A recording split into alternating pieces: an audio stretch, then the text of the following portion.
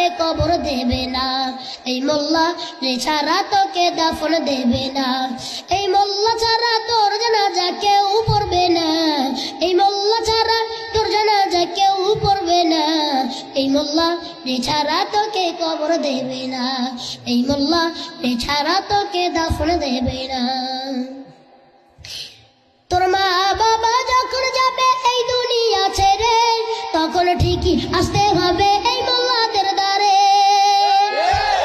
তোর মা বাবা যখন যাবে এই দুনিয়া ছেড়ে, তখন ঠিকই আসতে হবে এই মোল্লাদের দ্বারে।